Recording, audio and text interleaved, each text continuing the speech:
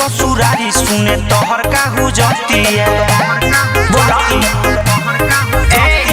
काहे परेशान कइले बाड़ू दिन रतिया ओइनी ससुरारी सुने तोहर का हुजतिया है ना सुनी बोला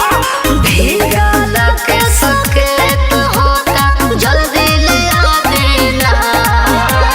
भीगा लगे सके तो होता जल्दी ले आ देना ए राजा गला के हलावा ब्लाउज सिला देना अच्छा ए राजा गला के हलावा ब्लाउज सिला देना ये पेन हो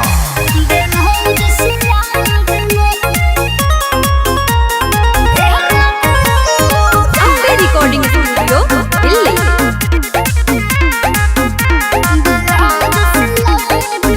लागे नई हरया के नाम ऊंचा करबू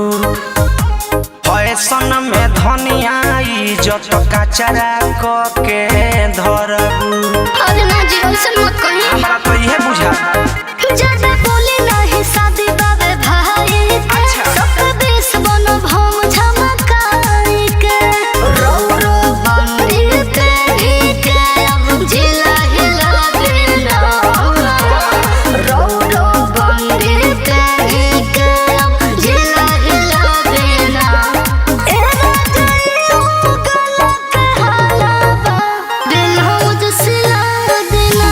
ए राजा ब्लाउज सिला देना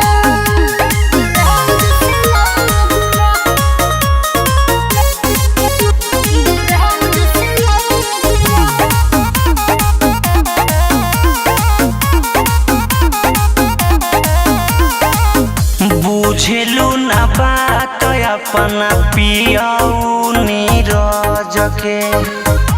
रुसे जालू लटे में हमारे पर गरज के बोला देखी